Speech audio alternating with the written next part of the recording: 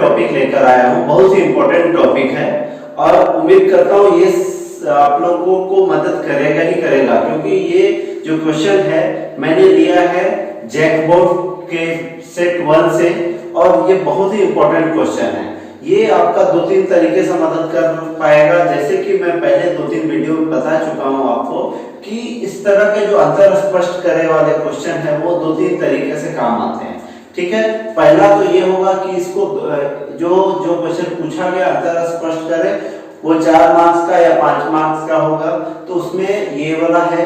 ठीक है, इस तरह से काम आ सकता है। दूसरा, अगर सिर्फ शॉर्ट आंसर पूछ दिया जाए लघु उत्तरीय प्रश्न, उसमें ये वाला काम आएगा।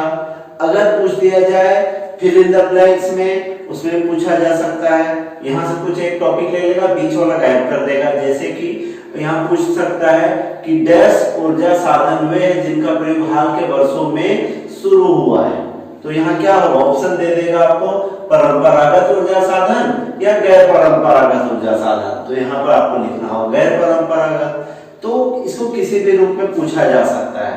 ठीक है, तो इसके विषय में हम जानने का प्रयास करते हैं। उम्मीद करता हूँ आपको मैं अच्छे से समझा पाऊंगा।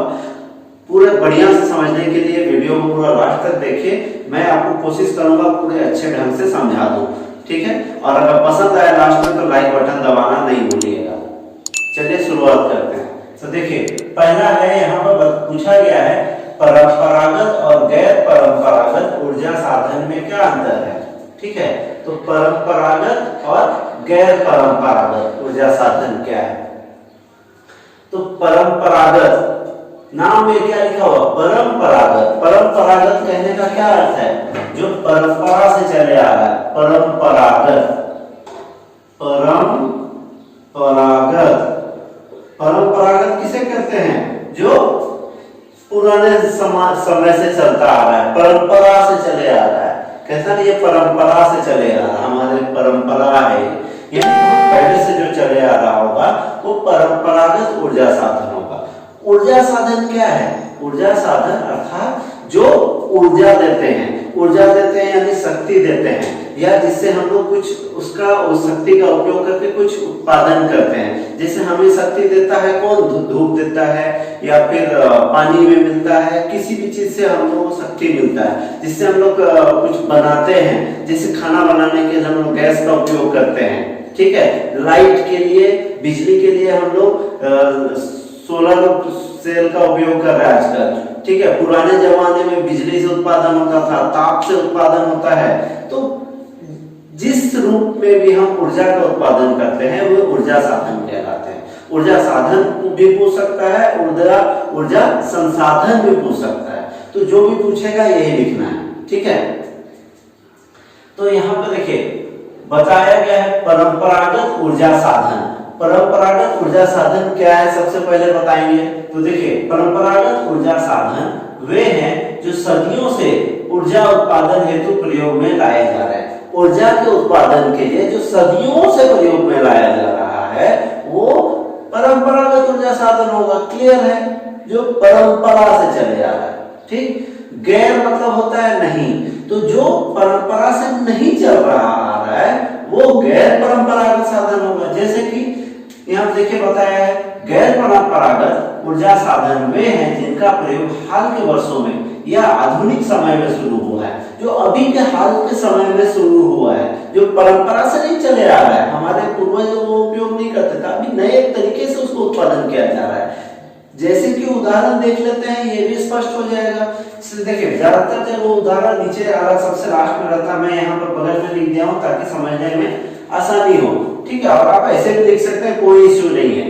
तो देखिए उदाहरण क्या है, उदाहरण परंपरागत ऊर्जा स्रोत में क्या क्या आएगा, लकड़ी हम लोग बहुत समय से उपयोग करते हैं, खाना बनाने के लिए लकड़ी उपयोग करते थे ना।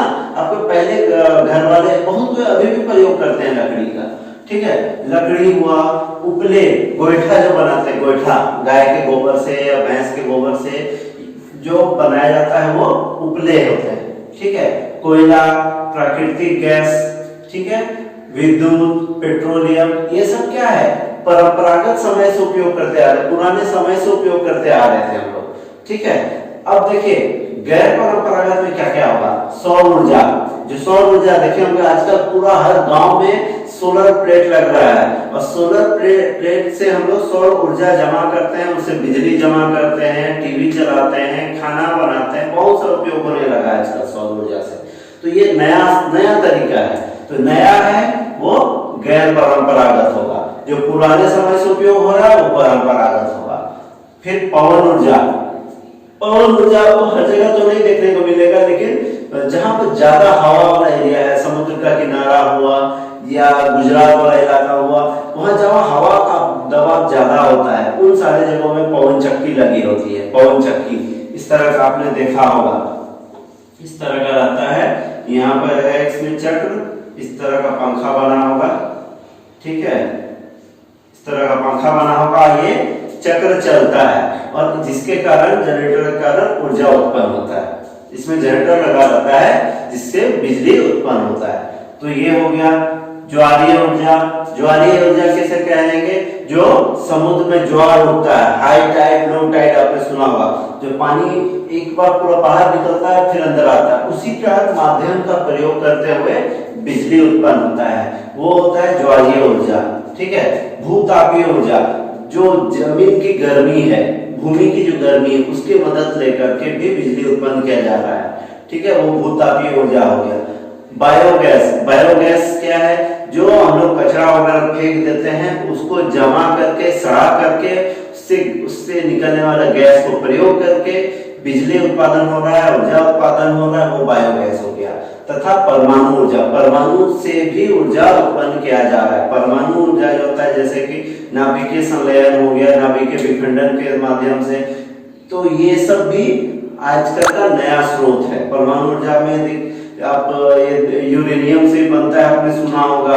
तो ये सारा जो चीज है ये नया है, पुराने जमाने में प्रयोग नहीं होता था। तो ये सब क्या है, गैर परंपरागत ऊर्जा स्रोत है।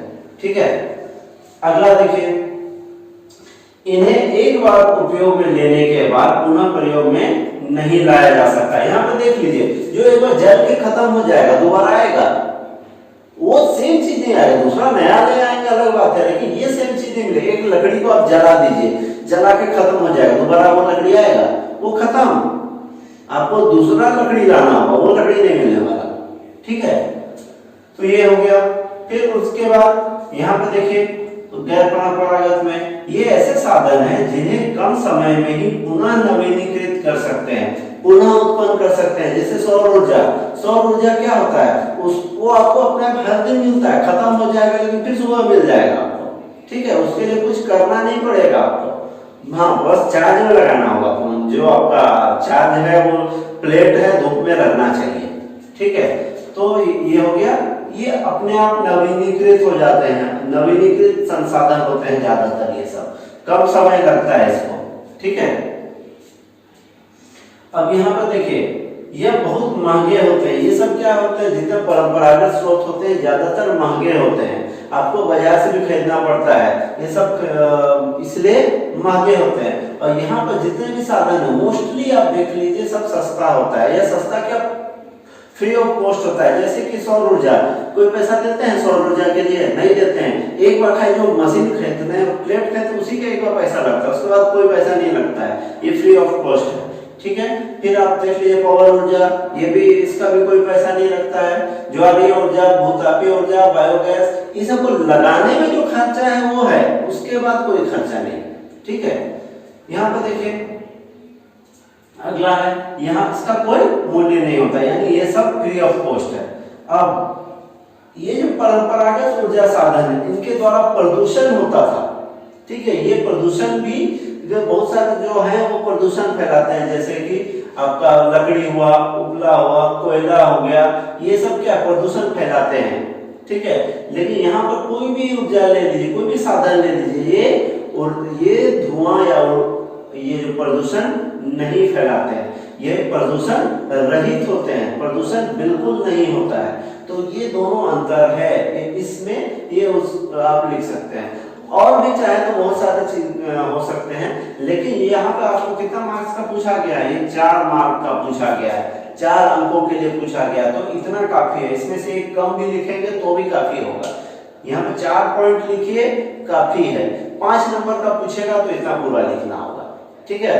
तो मैंने ये 5 अंक के हिसाब से बताया, लेकिन 4 अगर कहेगा, 4 का है ही, तो इसमें से कोई आप 3 लिख दीजिए, आपका 4 मार्क पूरा मिल जाएगा आपको, ठीक है। तो उम्मीद करता हूँ आपको समझ में आया होगा। आप इसी तरह से जितने भी अंतर स्पष्ट करने वाले क्वेश्चन उसको खुद से लिखिए, याद कीजिए और उसको बढ़िया से प्रैक्टिस कीजिए, ताकि आपका प्रैक्टिस होते रहेगा और आप आसानी से एग्जाम में लिख पाओगे बिना डर का।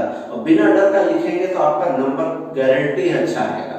तो अगर ये आंसर पसंद आता है तो लाइक करना ना भूलें और दोस्तों के साथ शेयर भी कर दें, ताकि उनको भी इसका आंसर मिल जाए, और उन्हें सब्सक्राइब करने को भी कहिए, ताकि ये जो वीडियो है, जितने भी इस तरह के वीडियो होंगे वो उनको सबसे पहले मिल जाएगा।